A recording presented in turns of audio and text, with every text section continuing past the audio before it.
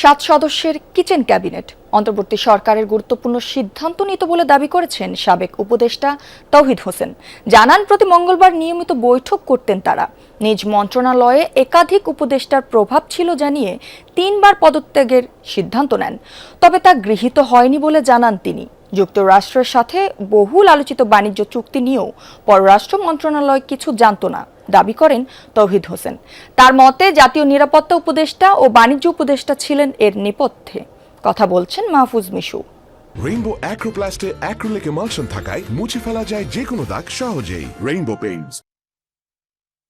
তৌহিদ হোসেন অতিরিক্ত সচিব হিসেবে প্রয়াত প্রধানমন্ত্রী খালেদা জিয়া, পররাষ্ট্র সচিব হয়ে ডক্টর ইয়াজউদ্দিন, 111-এ সেনা সমর্থিত ডক্টর ফখরুদ্দিন এবং 2009-এ প্রধানমন্ত্রী শেখ হাসিনার সরকারের সাথে কাজ করেছেন শীর্ষ এই কূটনীতিক।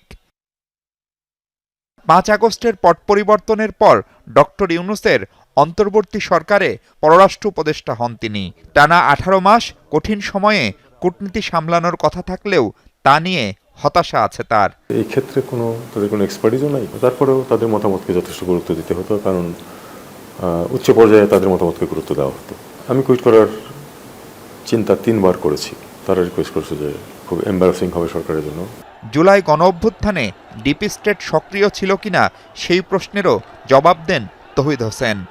ডিপ স্টেট সমস্ত পৃথিবীতে প্রতিটা ঘটনার সাথেই জড়িত থাকে।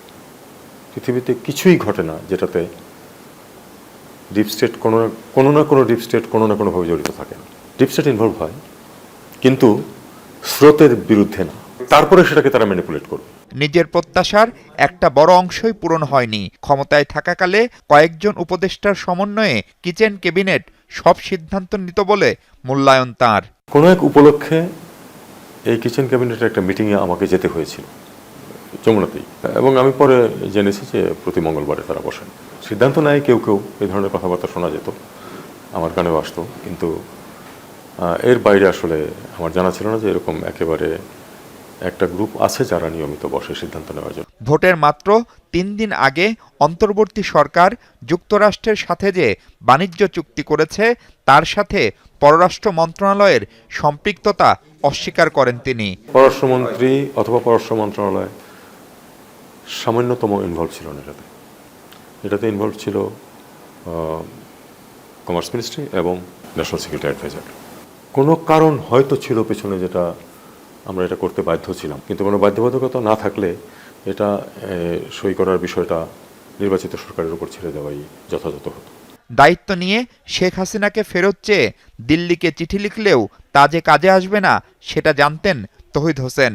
জানান, নিষিদ্ধ আওয়ামী লীগের রাজনীতি নিয়ে তাঁর ভাবনা। স্যার, শেখ হাসিনাকে ফেরানোর জন্য প্রথম চিঠিটা আপনার সরকার থাকতেই দিয়েছিলেন, যার কোনো উত্তর আসে নাই। উত্তর কি আশা করেছিলাম আমরা? আমি আশা করিনি। আশা করেছিলেন? খুব একটা আশা করিনি। আমি মনে করি যে আওয়ামী লীগ রাজনীতি থেকে যে একেবারে আউট হয়ে গেছে বা যাচ্ছে এরকম থাকবে না। আমাদের মানুষজনের স্মৃতিশক্তি খুব দীর্ঘ না। আমি বিশ্বাস করি যে তারা রাজনীতিতে ফিরে আসবে, এবং আমার অনুমান তারা দেশের আগামী নির্বাচনে অংশ নেবে। বিএনপি সরকার নিয়ে এখনই মূল্যায়ন করতে নারাজ এই কূটনীতিক। বলছেন, যুক্তরাষ্ট্র, চীন, ভারতকে সামলানোই তারেক রহমানের বড় চ্যালেঞ্জ। ভারত, চীন, যুক্তরাষ্ট্র, আমি কোনো পক্ষেরই লোক বলে বিবেচিত হব না, আবার কেউই আমার পর খড়গহস্ত হবে না। এটাই হলো সবচেয়ে বড় চ্যালেঞ্জ, আমাদের জন্য সবসময়ই ছিল, এখনো তাই। মাহফুজ মিশু, যমুনা নিউজ, ঢাকা।